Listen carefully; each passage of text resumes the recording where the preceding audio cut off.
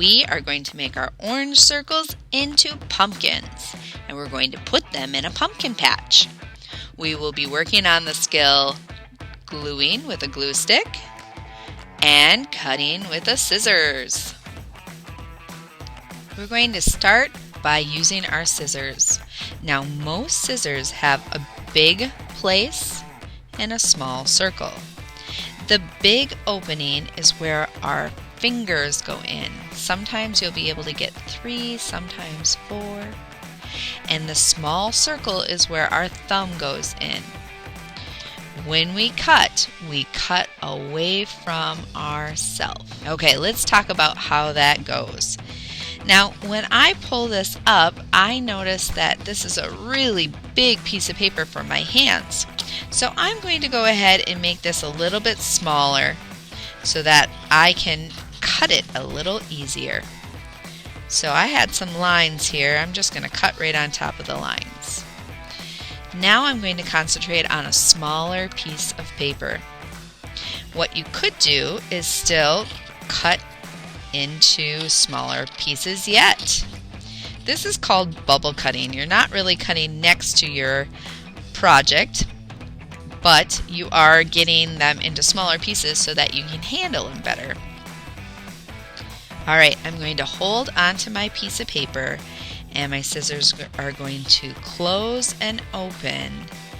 My hand is going to move my piece of paper around that circle, and my scissor is going to keep going open, shut, open, shut. I'm going to go ahead and continue with a lot of my other circles. I'm always going slow, taking my time, doing the best that I can at this time.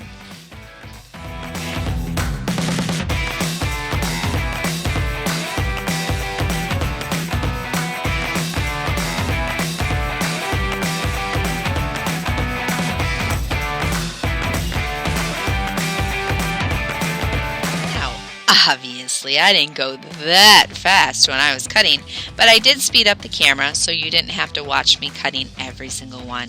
I really took my time and tried to make the best circles I possibly can. Now I have some scraps. I can go ahead and put these into recycling. Alright, we have our cutting done for today, and now it's time to learn about the glue stick.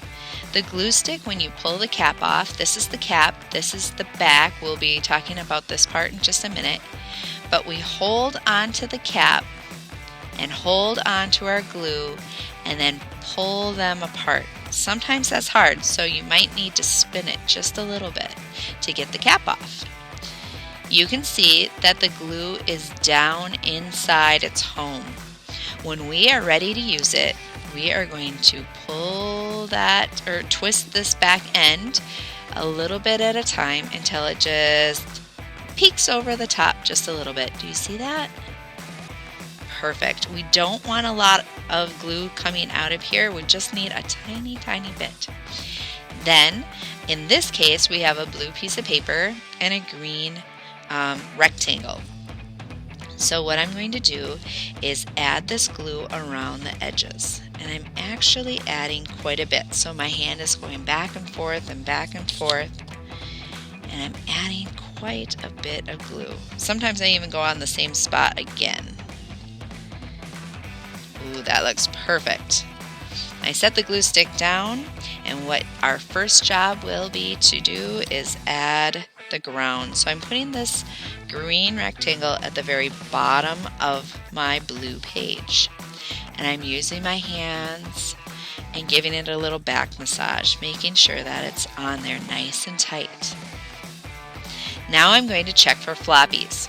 Floppies are parts that come up off from my page. This is looking okay. All along here, nothing comes up, no floppies. Doing good, doing good. Yep, that looks good. Uh-oh. I have a floppy here. So what I'm going to do is take my glue and just add a little bit more glue onto the back and then use my fingers to hold it down, giving it that back massage again. Okay, now that's not a floppy. I'm going to lay out my composition. My composition is how I put my art together. So I need to decide, how am I going to have my pumpkins on my piece of paper. I like having some of the different mediums that we used. I like having some big and some small. I'm going to put a little guy here. And maybe right here. I have more pumpkins. If I don't use them all, that is just fine. Okay, laying out my composition, moving things around if I need to. That looks good. Now I'm going to put my glue up just a little bit again.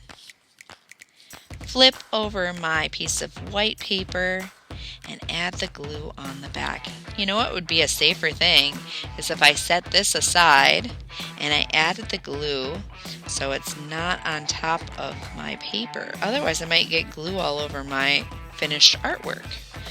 So I'm adding a lot of that glue, going out to the edge the best that I can. And then my hand is going to have to be patient because it's going to just rest on top of this circle. I'm just holding it in place. Actually, this isn't a circle, this is an oval.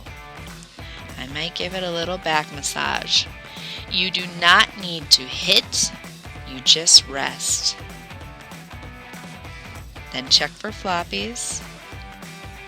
Ooh, this one's actually pretty good. Okay, then I can go ahead and glue more pumpkins on.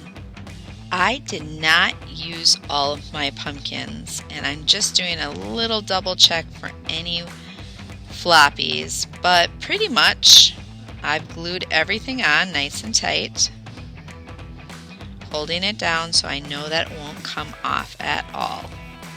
So now that I'm done with my glue stick, I'm going to go ahead and put this glue stick back in its home. So I twist, twist, twist, so it goes back in its home.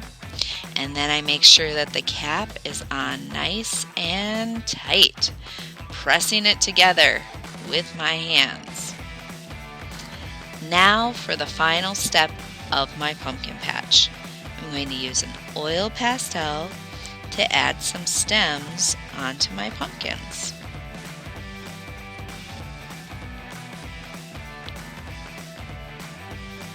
There we have it. We learned how to use our scissors and our glue stick